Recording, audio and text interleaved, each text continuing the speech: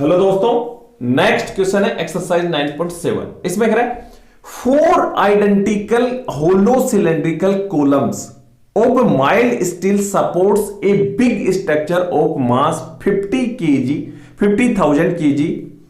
The inner and outer radii of each column are 30 and 60 centimeter respectively. Assuming the load distribution to be uniform, calculate the compressional strain of each column. और यहां पे ये Young's modulus of elasticity और mild steel लिख नहीं रखा, लेकिन आपको बुक्स में लेना पड़ेगा, तभी आपको या तो याद किया हुआ हो या आपको बुक्स में मिलेगा, तभी ये निकाल पाओगे। क्लियर? तो जैसे मान लो सपोज करो ये क्या है, 50,000 kg का कोई सपोर्ट है। ठीक है, सपोर्ट नहीं है, 50,000 kg की कोई स्ट्रक्चर है। क्लियर? और ये किससे है? 4 आइडेंटिकल होलो सिलेंडर कॉलम पे ये क्या है, टिका हुआ है। क्लियर? तो देखो जैसे ये क्या है, 50,000 ये हो गया, मास दे रखा है इसका 50,000 kg। अब ये 4 आइडेंटिकल होलो कॉलम, 4 आइडेंटिकल ऐसे 3 और ये 4। क्लियर है ना? अब यहां पे जैसे ये देखो, ये कोई 50,000 का हो गया, और यहां जैसे इस तरह के कॉलम्स है, होलो सिलेंड्रिकल कॉलम्स है ना। Assuming the load distribution to be uniform, मतलब ये है कि ये 50,000 kg का जो सपोर्ट है उसमें अगर लोड डिस्ट्रीब्यूशन यूनिफॉर्म होगा तो एक पे कितना आया, 50,000 में से क्या कर दोगे, 4 का भाग दे दोगे तो ये हो जाएगा 12,500 kg। क्लियर? kg का मतलब यहां पे एक होलो सिलेंडर पे कितना आ रहा है लोड, 12,500 kg का।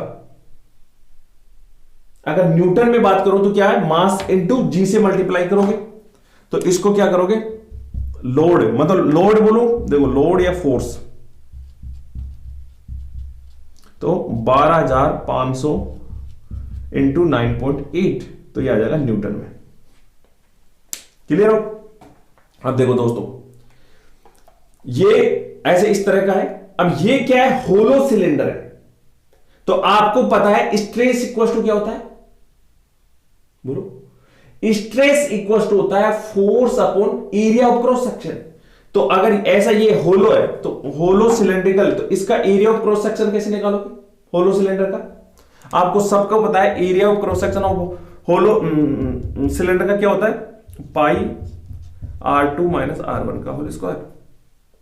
ठीक है, तो स्ट्रेस मैक्सिमम, अब यहां पे ये हो रहा है ना, तो कौन सा है, कंप्रेसिव स्ट्रेन, तो फोर्स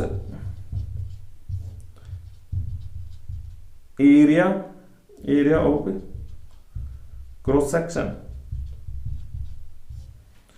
तो स्ट्रेस इक्वल टू फोर्स कितना लग रहा है, इतना 12,500 गुणा 9.8 newton divide by area of cross section. Pi की वैल्यू होती है 3.14 इंटू R1 दे रखा है, इसको मीटर में बदल लो, 0.6 का होल स्क्वायर माइनस 0.3 का होल स्क्वायर इंटू। अब आपको क्या चाहिए, स्ट्रेन चाहिए इसमें, तो देखो स्ट्रेस स्ट्रेन के 3 फॉर्मूले याद रखो। स्ट्रेस इक्वल टू होता है force upon area of cross section, stress equal to होता है force upon area of cross section, strain equal to होता है change in length upon original length, strain equal to होता है change in length upon original length, और इन दोनों में रिलेशन होता है strain equal to stress upon Young's modulus, और एक और याद कर लो, डेल्टा एल इक्वल टू होता है FL अपॉन AY। क्लियर? अब अगर आपको ये कंप्रेशनल स्ट्रेन चाहिए तो पहले तो स्ट्रेस निकलेगा और फिर क्या निकलेगा, स्ट्रेन निकलेगा।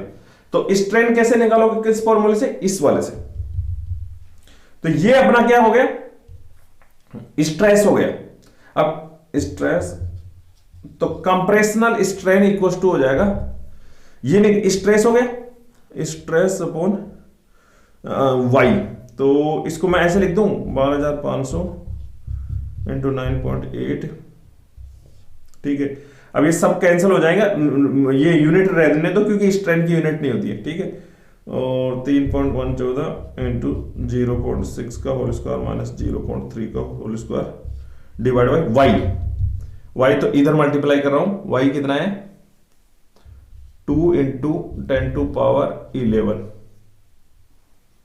ठीक है। तो अब इसको सोल्व करो,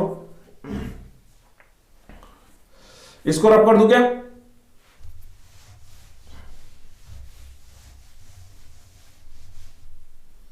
ठीक है। तो स्ट्रेन इक्वल टू हो गया 12,500 इंटू 9.8 डिवाइड बाय 3.14। इसको देखो 0.6 का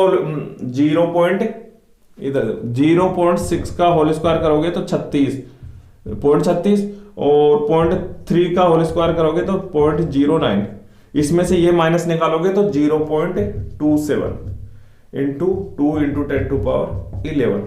तो एप्सिलॉन इक्वल टू 7.22 इंटू 10⁻7। दोस्तों एनसीईआरटी में आंसर गलत दे रखा है, ये आंसर ये आएगा, ठीक है। इस compressional strain equal to 7.22 into 10⁻7, ठीक है।